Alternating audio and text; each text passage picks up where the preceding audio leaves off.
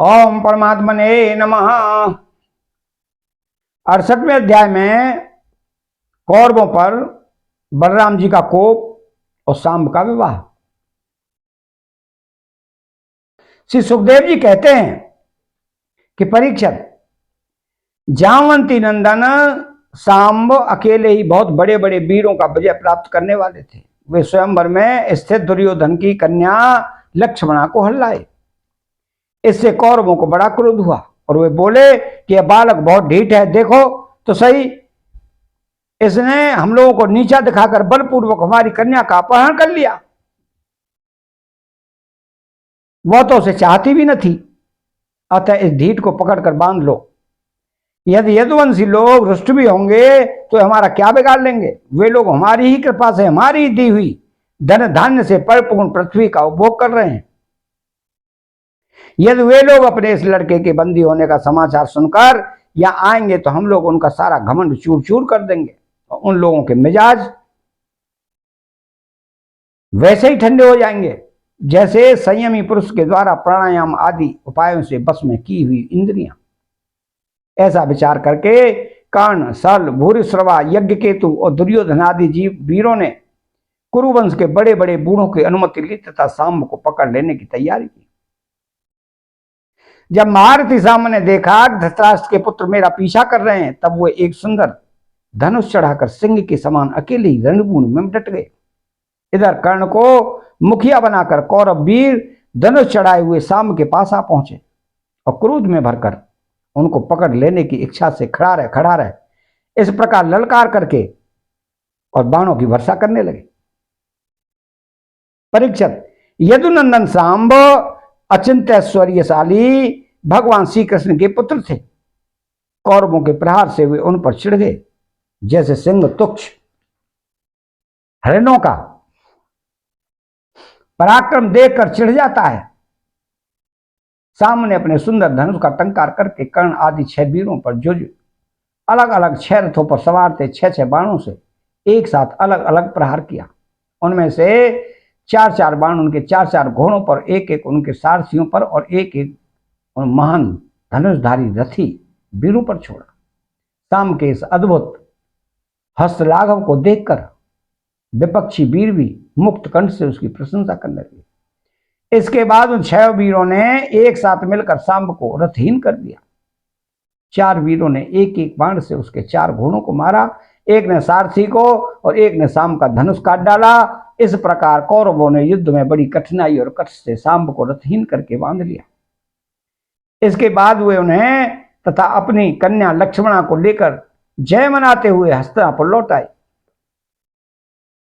परीक्षित, नारद जी से यह समाचार सुनकर यदुवंशियों को बड़ा क्रोध आया। हुए महाराज उग्रसेन की आज्ञा से कौरवों पर चढ़ाई करने की तैयारी करने लगे। बलराम जी कलह प्रधान, कलयुग के सारे पाप ताप को मिटाने वाले हैं। उन्होंने कुरुवंशियों और यदुवंशियों की लड़ाई झगड़े को ठीक नहीं समझा। यद्यपि यदुवंशी अपनी तैयारी पूरी कर चुके थे, फिर भी उन्होंने उन्हें शांत कर दिया और स्वयं सूर्य के समान तेजस्वी रथ पर सवार होकर हस्तिनापुर गए। उनके साथ कुछ ब्राह्मण और यदुवंश के बड़े बूढ़े भी गए। उनके बीच में बलराम जी की ऐसी शोभा हो रही थी मानो चंद्रमा ग्रहों के घिरे हुए हों। हस्तिनापुर पहुंचकर बलराम जी नगर के बाहर एक उपवन में ठहर गए और कौरव लोग वहां क्या करना चाहते हैं इस बात का पता लगाने के लिए उन्होंने उद्धव जी को धृतराष्ट्र के पास भेजा। उद्धव जी ने कौरवों की सभा में जाकर धृतराष्ट्र, भीष्म पितामह, द्रोणाचार्य, वाल्मीकि और दुर्योधन की विधि पूर्वक अभ्यर्थना वंदना की और निवेदन किया कि बलराम जी पधारे हैं। अपने परम हितैषी और प्रियतम बलराम जी का आगमन सुनकर कौरवों की प्रसन्नता की सीमा न रही। वे उद्धव जी का विधि पूर्वक सत्कार करके अपने हाथों में मांगलिक सामग्री लेकर बलराम जी की अगवानी करने चले। फिर अपनी अपनी अवस्था संबंध के अनुसार सब लोग बलराम जी से मिले तथा उनके सत्कार के लिए उन्हें गौ अर्पण की तथा अर्घ्य प्रदान किया। उनमें जो लोग भगवान बलराम जी का प्रभाव जानते थे उन्होंने सिर झुकाकर उन्हें प्रणाम किया। तदनंतर उन लोगों ने परस्पर एक दूसरे का कुशल मंगल पूछा और यह सुनकर सब भाई बंधु सकुशल हैं। बलराम जी ने बड़ी धीरता और गंभीरता के साथ यह बात कही। सर्वसमर्थ राजाधिराज महाराज उग्रसेन ने तुम लोगों को एक आज्ञा दी है, उसे तुम लोग एकाग्रता सावधानी के साथ सुनो और अविलंब उसका पालन करो। उग्रसेन जी ने कहा कि हम जानते हैं कि तुम लोगों ने कईयों ने मिलकर अधर्म से अकेले धर्मात्मा सांब को हरा दिया और बंदी कर लिया है।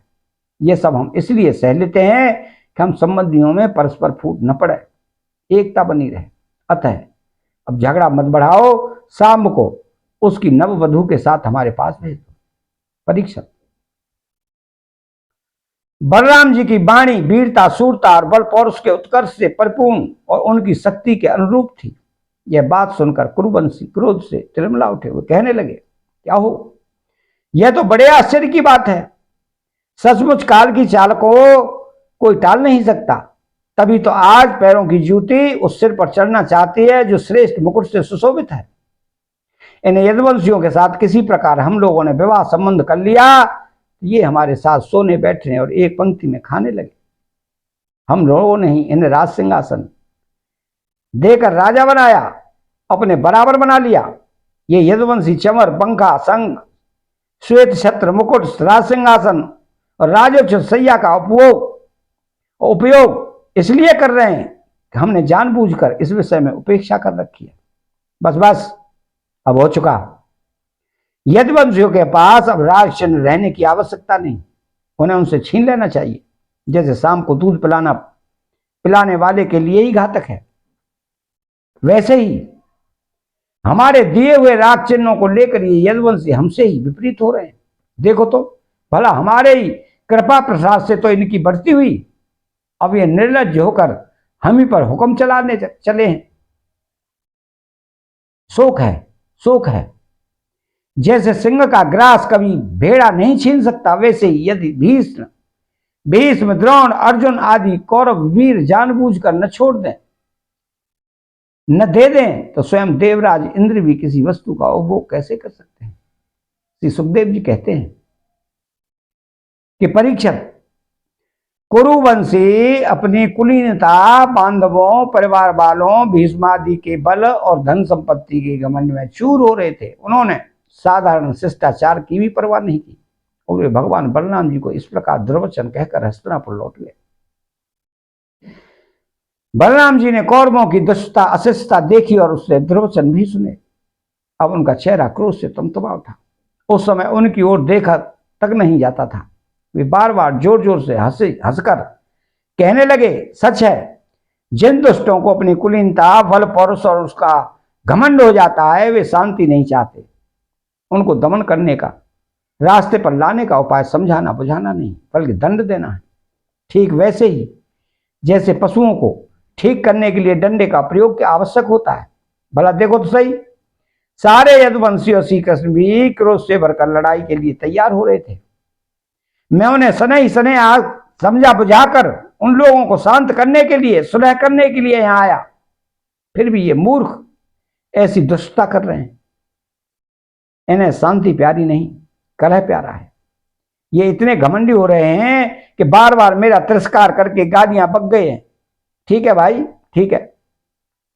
पृथ्वी के राजाओं की ये बात ही क्या, त्रिलोकी के स्वामी इंद्र आदि लोकपाल जिनकी आज्ञा का पालन करते हैं, वे उग्रसेन राजाधिराज नहीं है।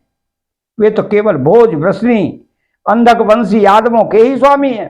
क्यों कि जो सुधर्मा सभा को अधिकार में करके उसमें विराजते हैं और जो देवताओं के वृक्ष पारिजात को उखाड़ कर ले आते हैं और उसका उपभोग करते हैं, वे भगवान श्री कृष्ण भी राज सिंहासन के अधिकारी नहीं है। अच्छी बात है। सारे जगत की स्वामिनी भगवती लक्ष्मी स्वयं जिनके चरण कमलों की उपासना करती है, वे लक्ष्मीपति भगवान श्री कृष्ण छत्र, चंवर आदि राजोचित सामग्रियों को नहीं रख सकते। ठीक है, ठीक है भाई, ठीक है। तो जिनके चरण कमलों की धूल संत पुरुषों के द्वारा सेवित गंगा आदि तीर्थों को भी तीर्थ बनाने वाली है, सारे लोकपाल अपने अपने श्रेष्ठ मुकुट पर जिनके चरण कमलों की धूल धारण करते हैं, ब्रह्मा, शंकर, मैं, लक्ष्मी जी जिनकी कला की भी कला है और जिनके चरणों की धूल सदा सर्वदा धारण करते हैं, उन भगवान श्री कृष्ण के लिए भला राज सिंहासन कहां रखा है। बेचारे यदुवंशी तो कौरवों का दिया हुआ पृथ्वी का एक टुकड़ा भोग रहे हैं। क्या खूब, हम लोग जूती हैं और ये कुरुवंशी स्वयं सिर हैं। ये लोग ऐश्वर्य से उन्मत्त घमंडी कौरव पागल सरीखे हो रहे हैं। इनकी एक एक बात कटुता से भरी और बेसिर पैर की है। मेरे जैसा पुरुष जो इनका शासन कर सकता है, इन्हें दंड देकर इनके होश ठिकाने ला सकता है, भला इनकी बातों को कैसे सहन कर सकता है। आज मैं सारी पृथ्वी को कौरवहीन कर डालूंगा। इस प्रकार कहते कहते बलराम जी क्रोध से ऐसे भर गए मानो त्रिलोकी को भस्म कर देंगे। वे अपना हल लेकर खड़े हो गए। उन्होंने उसकी नोक से बार बार चोट करके हस्तिनापुर को उखाड़ लिया और उसे डुबाने के लिए बड़े क्रोध से गंगा जी की ओर खींचने लगे। हल से खींचने पर हस्तिनापुर इस प्रकार कांपने लगा मानो जल में कोई नाव डगमगा रही हो। जब कौरवों ने देखा कि हमारा नगर तो गंगा जी में गिर रहा है, तब वे घबरा उठे। फिर उन लोगों ने लक्ष्मणा के साथ शाम को आगे किया। अपने प्राणों की रक्षा के लिए कुटुंब के साथ हाथ जोड़कर सर्वशक्तिमान उन्हीं भगवान बलराम जी की शरण में गए और कहने लगे, लोकाभिराम बलराम जी, आप सारे जगत के आधार शेष जी हैं। हम आपका स्वभाव नहीं जानते, प्रभाव नहीं जानते। प्रभु, हम लोग मूढ़ हो रहे हैं, हमारी बुद्धि बिगड़ गई है, इसलिए आप हम लोगों का अपराध क्षमा कर दीजिए। आप जगत की स्थिति, उत्पत्ति और प्रलय के एकमात्र कारक हैं और स्वयं निराधार स्थित हैं। सर्वशक्तिमान प्रभु, बड़े बड़े ऋषि मुनि कहते हैं कि आप खिलाड़ी हैं और ये सब के सब लोग आपके खिलौने हैं। अनंत आपके सहस्त्र सहस्त्र सिर हैं। आप खेल खेल में ही इस भूमंडल को अपने सिर पर रखे रहते हैं। जब प्रलय का समय आता है तब आप सारे जगत को अपने भीतर लीन कर लेते हैं और केवल आप ही बचे रहकर अद्वितीय रूप से शयन करते हैं। भगवान, आप जगत की स्थिति पालन के लिए विशुद्ध सत्वमय शरीर ग्रहण किए हुए हैं। आपका यह क्रोध द्वेष या मत्सर के कारण नहीं है, यह तो समस्त प्राणियों को शिक्षा देने के लिए है। समस्त शक्तियों को धारण करने वाले सर्व प्राणी स्वरूप अविनाशी भगवान, आपको हम नमस्कार करते हैं। समस्त विश्व के रचयिता देव, हम आपको बार बार नमस्कार करते हैं। हम आपकी शरण में हैं, आप कृपा करके हमारी रक्षा कीजिए। श्री सुखदेव जी कहते हैं, परीक्षित, कौरवों का नगर डगमगा रहा था और वे अत्यंत घबराहट में पड़े हुए थे। जब सबके सब कुरुवंशी इस प्रकार भगवान बलराम की शरण में आए और उनकी स्तुति प्रार्थना की, तब वे प्रसन्न हो गए कि डरो मत। ऐसा कहकर उन्हें अभयदान दिया। परीक्षित, दुर्योधन अपनी पुत्री लक्ष्मणा से बड़ा प्रेम करता था। उसने दहेज में 60 वर्ष के 1200 हाथी, 10,000 घोड़े, सूर्य के समान चमकते हुए सोने के 6,000 रथ और सोने के हार पहनी हुई 1,000 दासियां दी। यदुवंश शिरोमणि भगवान बलराम जी ने यह सब दहेज स्वीकार किया और नव दंपति लक्ष्मणा तथा सांब के साथ कौरवों का अभिनंदन स्वीकार करके द्वारका की यात्रा की। अब बलराम जी द्वारकापुरी में पहुंचे और अपने प्रेमी तथा समाचार जानने के लिए उत्सुक बंधु बांधवों से मिले। उन्होंने यदुवंशियों की भरी सभा में अपना वह सारा चरित्र कह सुनाया जो हस्तिनापुर में उन्होंने कौरवों के साथ किया था। परीक्षित, यह हस्तिनापुर आज भी दक्षिण की ओर ऊंचा और गंगा जी की ओर को झुका हुआ है और इस प्रकार यह भगवान बलराम जी के पराक्रम की सूचना दे रहा है। अतः 68वां अध्याय यहां समाप्त होता है। चैनल को सब्सक्राइब करें, बेल आइकन घंटी को दबाएं, कमेंट बॉक्स में श्री राधे कृष्ण लिखें। जय श्री कृष्ण।